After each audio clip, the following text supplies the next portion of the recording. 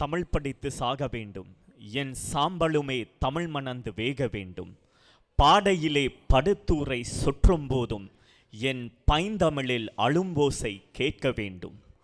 ஓடையிலே என் சாம்பல் ஓடும் போதும் என் உயிர் தமிழே சலசலத்து ஓட வேண்டும். அனைவருக்கும் வணக்கம்.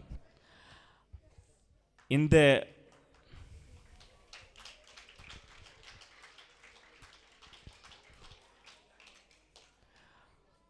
அறிஞர்கள் நிரம்பியுள்ள இந்த அரங்கத்தில் இந்த அடியனுக்கு வாய்ப்பளித்த ஐயா ரவி மற்றும் இந்த லூஷன் ஆலயத்தின் அருங்காவலர்கள் அனைவருக்கும் நன்றி வணக்கத்தை முதற்கண் தெரிவித்துக் கொள்கிறேன்.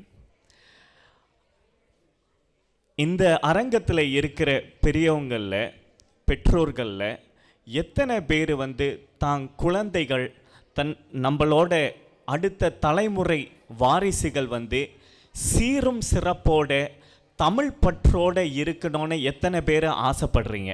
கை தூக்குங்க. இந்த அரங்கில் இருக்கிறவங்க எத்தனை பேர் அடுத்த தலைமுறை குழந்தைகளை ஒரு மிகப்பெரிய அன்பும் அறிவும் நிறைந்து ஒரு மிகப்பெரிய வெற்றியாளர்களாக மாற்ற விருப்பப்படுறவங்க கை தூக்குங்க.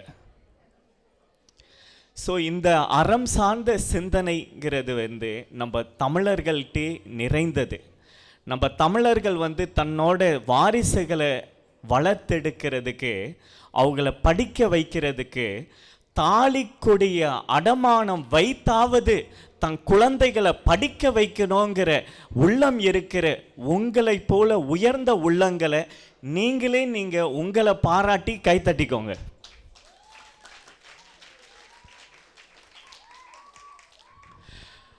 நான் பர்மாலேருந்து வந்திருக்கேன். ஒரு வருடத்துக்கு மேலே ஆயிடுச்சு. இப்போ தான் என்னோட மாஸ்டர் டிகிரியை இங்கே முடித்தேன். பர்மாவோட சரித்திரம், அங்கே வாழ்கிற தமிழர்களை பற்றி கொஞ்சம் சொல்லிட்ட பிறகு மற்றது தமிழ் சார்ந்த விஷயங்களை உங்களோட பகிர்ந்துக்க விருப்பப்படுறேன்.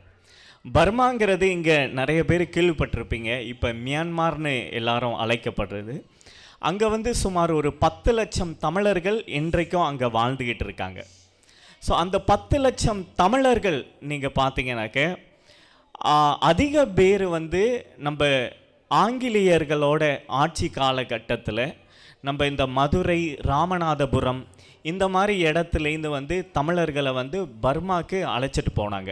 எப்படி மலேசியாவுக்கு அழைச்சிட்டு போனாங்க, இலங்கைக்கு அழைச்சிட்டு போனாங்க, பர்மாவுக்கு விவசாயம் செய்கிறதுக்கு அழைச்சிட்டு போனாங்க, மலேசியாவுக்கு லப்பர் தோட்டங்களுக்காக அழைச்சிட்டு போனாங்க, இலங்கைக்கு தேயிலை தோட்டத்துக்காக அழைச்சிட்டு போனாங்க.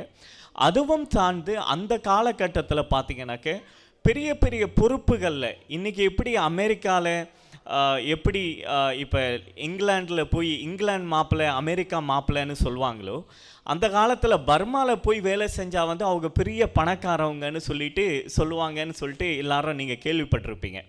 நம்மளோட பராசக்தி படத்தில் சிவாஜி கணேசன் பர்மாலேருந்து தான் தொழில் செய்துட்டு தமிழ்நாட்டுக்கு திரும்புகிற அந்த கதையும் நீங்கள் அனைவரும் பார்த்துருப்பீங்க.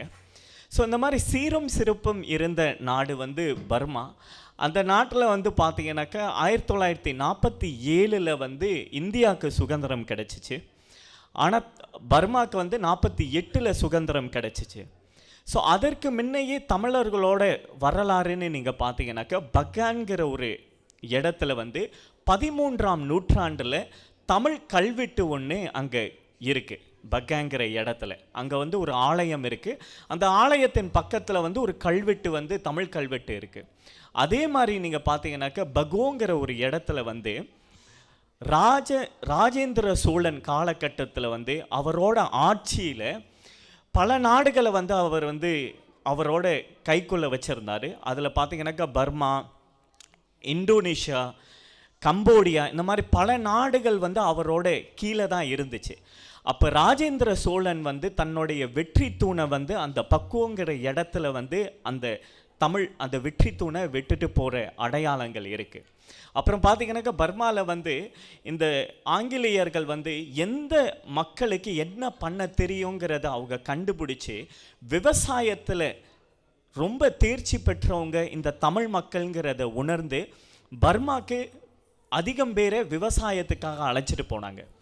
ஸோ அங்கே வந்து பார்த்திங்கனாக்கா இந்த மண் வளம் நீர் வளம்லாம் ரொம்ப சிறப்பாக இருந்தனால நம்ம மக்கள் தான் காடுகளை வெட்டி அந்த நாட்டை வந்து விவசாய நிலங்களாக உருவாக்கி அங்கே வந்து பார்த்தீங்கன்னாக்கா அரிசிலாம் ஒரு காலத்தில் இலங்கைக்கு பர்மாலேருந்து தான் வரோன்னு சொல்லிட்டு பெரியவங்க சொல்லியிருப்பாங்க, நீங்கள் கேள்விப்பட்டிருப்பீங்க. ஏன்னாக்கா 1967 வரைக்கும் வந்து பார்த்தீங்கன்னாக்கா உலகத்திலே ரைஸ் எக்ஸ்போர்ட்டில் நம்பர் 1 நாடாக இருந்தது பர்மாவாக தான் இருந்துச்சு. அதுக்கு முக்கிய காரணமும் நம்ம மக்கள் தான் போய் அந்த நாடை வந்து ரொம்ப சீரும் சிறப்பமாக வச்சுருந்தாங்க. அது மட்டும் இல்லை, இந்த ரோடு போடுற விஷயங்கள் சரி, ரயில்வே துறைகளில் சரி, இந்த மாதிரி பல துறைகளில் நம்ம மக்கள் வந்து அங்கே அந்த நாட்டோட முன்னேற்றத்துக்கு ஒரு உறுதுணையாக இருந்திருக்காங்க. இப்படி காலகட்டம் வரும்போது 1962 வந்து இராணுவ ஆட்சி வருது. அந்த இராணுவ ஆட்சியும் போது தான் நீங்கள் எல்லாரும் அநேகன் படம் பார்த்துருப்பீங்க, தனுஷோட அநேகன் படம். அப்போ பர்மாவில் ஒரு பிரச்சனை நடந்துச்சுன்னு சொல்லிட்டு மக்கள்லாம் தமிழ்நாட்டுக்கு போவாங்க. ஸோ அப்போ வந்து அரசாங்கம் என்ன செய்கிறாங்கனாக்கா எல்லாரும் தனியார் மயம்னு சொல்லிட்டு எல்லா சொத்துக்களையும், ஸோ இன்றைக்கி இங்கே நடக்குது பார்த்தீங்களா, வெளிநாட்டு மக்கள்லாம் வந்து இங்கே லண்டன் போன்ற இடங்களில் நல்லா வாழ்கிறாங்க, ஆனால் நம்ம மக்கள் வந்து தூரமாக போயிட்டு இருக்காங்கன்னு இங்கே சிந்தனை வருதுல்ல. அதே போன்ற சிந்தனை 1962 அந்த மிலிட்ரி அரசாங்கத்துக்கு வருது. வெளிநாட்டிலேருந்து வந்து வாழ்கிறவங்கெல்லாம் சிறப்பாக வாழ்கிறாங்க, நம்ம மக்கள் வந்து இங்கே ரொம்ப கஷ்டப்படுறாங்கங்கிற சிந்தனை அவங்களுக்கு ஏற்படுறனால அவங்க சொத்து பூராத்தையும் கைப்பற்றி ஒரு ஆளுக்கு ஒரு சொத்துங்கிற மாதிரி எல்லாருக்கும் பிரித்து கொடுக்குறேங்கிற ஒரு பாலிசியை கொண்டு வந்தனால தான் நம்ம மக்கள்லேருந்து பாதி பேர் வந்து பர்மாயை விட்டு தமிழ்நாட்டுக்கு போகிறாங்க, பாதி பேர். அதில் பார்த்தீங்கன்னாக்கா அந்த போனவங்களில் படித்தவங்க, திறமைசாலி, டாக்டர்ஸ், என்ஜினியர்ஸ், இந்த மாதிரி மிகப்பெரிய படைப்பாளிகள் பல பேர் வந்து இந்தியாவுக்கு தமிழ்நாட்டுக்கு போயிடுறாங்க. மீதிப்பட்டு போன மக்கள்னு நீங்கள் பார்த்தீங்கன்னாக்க அதிகம் பேர் விவசாயம் செய்கிற மக்கள் தான் வந்து அங்கே மீதிப்பட்டு போனாங்க. அதுலேயும் நீங்கள் பார்த்தீங்கன்னாக்கா அந்த நாட்டில் வந்து அதுக்கு முன்பு வரைக்கும் தமிழ் சார்ந்த ஊடகங்கள், பாடசாலைகள், பள்ளிக்கூடங்கள் நிறைய இருந்துச்சு. ஆனால் அதற்கு பிறகு இது பூராமே இல்லாமல் ஒரே நாடு, ஒரே மொழி, ஒரே இனம்ங்கிற கொள்கை வந்தனால என்ன ஆகுதுனாக்கா அது பூராமே முடக்கப்பட்டுச்சு. அதோட நம்ம மக்கள் என்ன பண்ணிட்டாங்க, பல வருடம் காலம் வந்து ஒரு 2 தலைமுறை படிக்காமலே இருந்துட்டாங்க. ஏன்னா தமிழ் பள்ளி இல்லை, எல்லாம் பர்மிய பள்ளி ஆகப்பட்டோன்னே எல்லாரும் படிக்க போன குழந்தைகளை கூட இவன் பர்மா பள்ளிக்கூடம் போகிறான்னு சொல்லியே படிக்க விடாமல் பண்ணிட்டாங்க. பிறகு பார்த்தீங்கன்னாக்கா சில பேர் நம்ம ஊருக்கு போயிடுவோம்னு சொல்லிட்டு படிக்க விடாமல் பண்ணிட்டாங்க. இப்போ தான் ஒரு 2-3 தலைமுறையாக தான் நம்ம மக்கள் வந்து படித்து இன்றைக்கி பார்த்தீங்கன்னாக்கா நிறைய தொழில் சார்ந்த விஷயங்களில் எல்லா துறைகள்லையும் நம்ம தமிழர்கள் இருந்துக்கிட்டு இருக்காங்க. ஸோ இவ்வளோ நடந்த பிறகும் அங்கே வந்து தமிழ் கல்வி வந்து முறையான கல்வி கிடையாது, அரசாங்க ரீதியான கல்வி கிடையாது.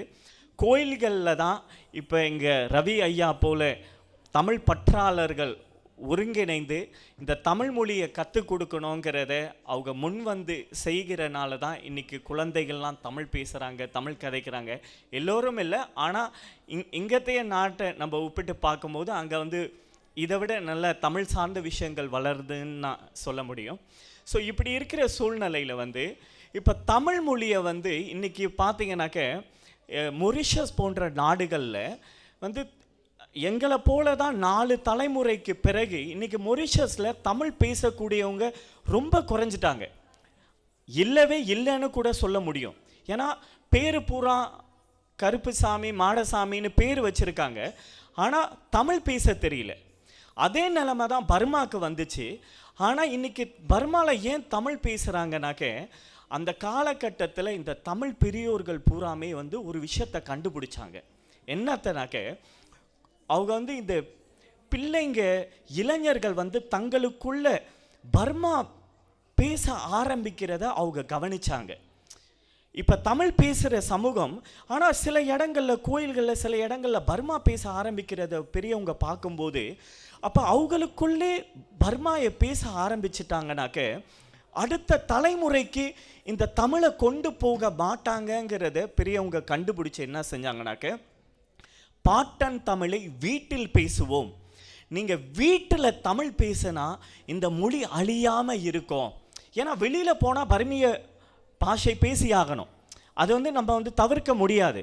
ஸோ ஆனால் வீட்டில் நீ தமிழ் பேசினாக்க இந்த மொழி அழியாமல் இருக்கும்னு சொல்லிட்டு கோயில்களில், தமிழ் பள்ளிகளில் அதை ஒரு மிகப்பெரிய புரட்சியாக உருவாக்கினாங்க. நான் இன்னைக்கு தமிழ் பேசுகிறேனாக்க அதுக்கு முக்கிய காரணம் வீட்டில் தமிழ் பேசுனனால தான். எங்கள்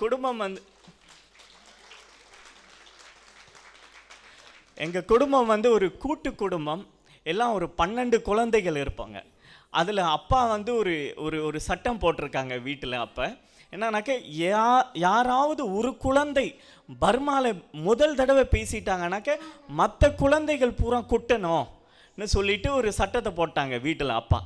ஸோ அப்படி போட்டனாலே பர்மா பேசுகிறதுனாலே பயம், ஐயோ ஏதாவது ஒரு வார்த்தை வராதுன்னு சொல்லிட்டு அந்த ஒரு சட்டம்னால எனக்கு 3வது வரைக்கும், நான் பள்ளிக்கூடத்தில் 3வது வரைக்கும் எனக்கு பர்மா ஒழுங்காக பேச தெரியாது. பக்கத்தில் ஒரு நண்பன் இருப்பான், அவன்கிட்ட கேட்டு இதை எப்படி சொல்கிறதுன்னு கேட்டு அதை தெரிஞ்சுக்கிட்டு தான் நான் 3வது வரைக்குமே தாண்ட ஆரம்பித்தேன். அந்த நாட்டில் இருக்கிறனால அந்த நாட்டு மொழி தானாகவே வரும். இப்போ இந்த நாட்டில் இருக்கிறனால ஆங்கிலத்தை நீங்கள் சிரமப்பட்டு கற்றுக் கொடுக்கவே தேவையில்லை, அது தானாகவே வந்துடும். ஆனால் தமிழ் நீங்கள் வீட்டில் பேசினால் மட்டும்தான் வளருங்கிறத உங்களை பாதங்களை தொட்டு நான் வணங்கி நான் கேட்டுக்கொள்கிறேன். வீட்டில் தயவு செய்து தமிழ் பேசுங்க. அப்போ சில பேர் என்கிட்ட அப்போ சொல்கிறாங்க, அப்போ பிள்ளைங்க ஸ்கூல் போனால் கஷ்டப்படுமே. சில பேர் என்கிட்ட ஏன்னா நான் தாய் டிவி மூலயமா இங்கே இருக்கிற நிறைய பள்ளிக்கூடங்களுக்கு போகிறேன், தமிழ் பள்ளிகளுக்கு போய் பேசும்போது சில பேர் என்கிட்ட சொல்கிறாங்க, கேள்விகள் கேட்குறாங்க, அப்போ பிள்ளை ஸ்கூலுக்கு போனால் கஷ்டப்படுமேன்னு சொல்லிட்டு சொல்கிறாங்க. ஆமாவா இல்லையா? சொல்கிறாங்களா இல்லையா? கஷ்டத்தை பார்க்காத இனமா நாங்கள்? போரில் பார்க்காத கஷ்டமா? நடைமுறை வாழ்க்கையில் பார்க்காத கஷ்டமா? கஷ்டத்தை உணராத குழந்தை வாழ்க்கையில் வெற்றியை அடைய முடியாது. நம்ம தமிழ் மொழி கடினமான மொழி. மற்ற மொழியெலாம் நீங்கள் சுலபமாக கற்றுக் கொடுத்துடலாம். தமிழ் கடினமான மொழி. அதை நீங்கள் கற்றுக் கொடுத்துட்டீங்கன்னாக்க இந்த உலகத்தில் இருக்கிற மற்ற எந்த மொழியை வேணாலும் நீங்கள் சுலபமாகவே அந்த குழந்தைக்கு கற்றுக் கொடுக்கலாம். இதற்கு பல ஆதாரங்கள் இருக்குது. இன்றைக்கி நீங்கள் பாருங்கள், சைனாவில் பல நாடுகளில் இன்றைக்கி தமிழ் மொழியை கற்றுக்க ஆரம்பிக்கிறாங்களா இல்லையா? ஆமாவா இல்லையா? அப்போ பல நாடுகளில் தமிழை இப்போ கற்றுக்கிறாங்கனாக்கா இதுக்கு ஒரு காரணம் இருக்கும். ஆமாவா இல்லையா? ஒரு முக்கியமான காரணம் இருக்கும். அந்த காரணம் என்னன்னு நீங்கள் பார்த்தீங்கன்னாக்க, இன்றைக்கி உலகத்தில் இருக்கிற கணினி சார்ந்த விஷயங்கள், இந்த கணக்கு போடுறது, சயின்ஸ், இந்த மாதிரி துறையில் எந்த இனம் திறமையாக இருக்குன்னு சொல்லிட்டு ஆராய்ச்சி பண்ணும்போது நம்ம தமிழர்கள் தான் பார்த்தீங்கன்னாக்க நீங்கள் ஐநாலையும் சரி உலக நாடுகளில் மிகப்பெரிய இடத்துல இருக்காங்க. அப்போ இந்த குழந்தைகள் ஏன் இந்த இடத்துலலாம் திறமையாக இருக்காங்கன்னு கண்டுபிடிக்கும் போது தான், அவங்க பேசுகிற மொழி தமிழ் மொழி. இந்த மொழியை பேசுகிறனால தான் இந்த குழந்தைகளுக்கு இந்த மாதிரி விஷயங்கள் தெரியுதுங்கிறத அவங்க கண்டுபிடிச்சி இன்றைக்கி அவங்களே தமிழை கற்றுக்க முன் வர்றாங்க. ஆனால் நம்ம என்ன பண்ணுறோம், குழந்தை கஷ்டப்படும் ஸ்கூலுக்கு போனான்னு சொல்லிட்டு நம்மளுக்கு கிடைச்ச உலகத்தின் முதல் மொழி, மனிதன் முதல் பேசிய மொழியான இந்த தமிழ் மொழியை நம்ம அடுத்த தலைமுறைக்கு கொண்டு போக நம்ம தயங்குறோம். வீட்டில் அது சுலபமாக வந்துடுது. ஆங்கிலம் சுலபம்தான். ஆனால் நம்ம கஷ்டப்பட்டாச்சும் நம்ம அந்த மொழியை போய் சேர்த்துறணுங்கிறத நான் உங்கள்கிட்ட மன்றாடி சொல்லிக்கொள்கிறேன். என்னோட நேரம் முடிய போகுதுன்னு நினைக்கிறேன், அடிக்கடி பார்க்குறாங்க. இறுதியாக நான் எழுதின ஒரு பாடல், எங்கள் அம்மாவும் அப்பாவும் அதை சரி செய்தாங்க. அந்த பாடலை மட்டும் பாடி என் உரையை முடித்துக்கொள்கிறேன். வீரம் படைத்த தமிழர்கள் நாங்கள் வெற்றியின் இலக்கை அடைவோம். ஒற்றுமை என்னும் ஆயுதம் கொண்டு தடைகளை நாங்கள் சிதைப்போம். வீரம் படைத்த தமிழர்கள் நாங்கள் வெற்றியின் இலக்கை அடைவோம்.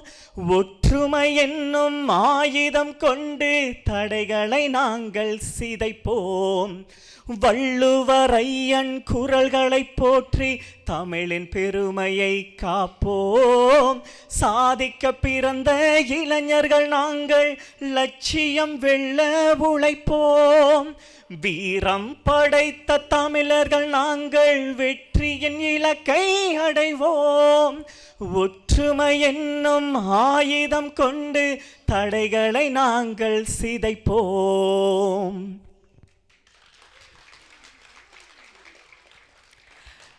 என் அக்கா தங்கை தாயை கொன்று இனத்தை அழித்ததை மறக்கவில்லை. பாண்டிய சேர சோழ மன்னரின் தமிழின மரபை மறக்கவில்லை. ஆண் பெண் இளைஞர்கள் நாங்கள் நம்மை வென்றிட யாருமில்லை. லட்சியம் கொண்டவர் நாங்கள் நம்மை வீழ்த்திட யாருமில்லை. தமிழ் மொழி கொடுத்த வீரம் மொழி காக்க உறுதியிடு. இளந்தமிழ் இயக்கத்தில் சேர்ந்தே எல்லா இளைஞனும் பாடுபடு. வீரம் படைத்த தமிழர்கள் நாங்கள் வெற்றியின் இலக்கை அடைவோம். ஒற்றுமை என்னும் ஆயுதம் கொண்டு தடைகளை நாங்கள் சிதைப்போம். நான் இங்கே லண்டனில் 2 விஷயம் செஞ்சுக்கிட்டு இருக்கேன். ஒன்று தாய் டிவி மூலியமாக இந்த தமிழ் சார்ந்த விஷயங்கள் உங்களோட பாக்ஸிலலாம் வரும். ஈகல் டிவி, அப்புறம் ஈகல் பாக்ஸ், அப்புறம் சாலை பாக்ஸிலலாம் வரும் தாய் டிவி. அது மூலியமாக எல்லா பள்ளிக்கூடங்கள், எல்லா தமிழ் மக்கள் இருக்கிற இடங்களுக்கு போய் தமிழ் சார்ந்த விஷயங்களை பண்ணிக்கிட்டு இருக்கேன். இது ஒன்று. இரண்டாவது என்னன்னாக்க, நான் இங்கே முதல் நிறையா பண்ணிக்கிட்டு இருந்தேன். அப்போ நண்பர்கள்லாம் சொன்னாங்க, ஒரு விஷயம் இங்கே ரொம்ப தேவைப்படுது, அதை நீ செய்கிறியான்னு கேட்டாங்க. இப்போ அதை தொடங்கியிருக்கேன். அது என்னன்னாக்க, நம்ம குழந்தைகளை சில விஷயங்களை சொல்லி புரிய வைக்க முடியாது. தமிழ் சார்ந்த விஷயங்களை சொல்லி புரிய வைக்கிறதுக்கு கடினம். அதனால் தமிழ் சார்ந்த இடங்களுக்கு அழைச்சிட்டு போகணும். இப்போ தமிழ்நாடு, இலங்கை, கம்போடியா, வியட்நாம், இந்த மாதிரி நாடுகளில் தமிழர்களின் அடையாளங்களை நம்ம போய் காட்டுவோம். இப்போ தஞ்சை பெரிய கோயிலெல்லாம் பார்க்கும்போது 1000 வருடத்துக்கு முன்ன எப்படி தான் கட்டுனாங்க இவ்வளோ பெரிய ஒரு சாம்ராஜ்யத்தைங்கிறத பார்க்கும்போதே அந்த உணர்வு சொல்லும். நம்ம மக்களும் இந்த அளவுக்கு வாழ்ந்திருக்காங்கன்னு சொல்லிட்டு அதை போய் காட்டணுங்கிறதுக்காக தான் இங்கே குளோபல் தமிழ் ட்ராவல்ஸ்னு சொல்லிட்டு ஒரு கம்பெனியை ஆரம்பித்து நம்ம குழந்தைகளை போய் அங்கே போய் காட்டணும்னு சொல்லிட்டு ஒரு முயற்சியும் செஞ்சுக்கிட்டு இருக்கேன். அந்த இடங்களுக்கு கூட்டிகிட்டு போகணும்னு சொல்லிட்டு நீங்களும் என்ன பண்ணுங்கள், நீங்கள் எப்படியோ நீங்கள் பயணங்கள் செய்ய தான் போகிறீங்க. அந்த நேரத்தில் தமிழ் சார்ந்த இடங்களுக்கு நீங்கள் கூட்டிகிட்டு போனீங்கன்னாக்க உங்கள் குழந்தைகளுக்கு ஒரு தமிழ் உணர்வு வாய்ந்த நம்ம வாரிசுகளை நம்ம அடுத்த தலைமுறையை உருவாக்கலாம்னு சொல்லிட்டு வாய்ப்புக்கு நன்றி கூடி பிரியப்படுகிறேன். வணக்கம்.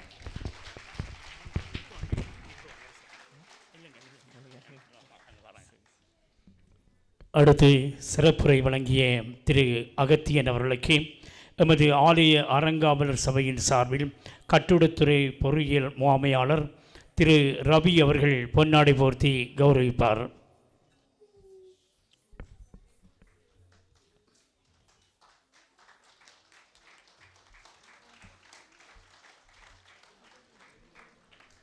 நீங்கள் உற்சாகமாக கரகோஷம் வழங்கிக் கொள்ளலாம்.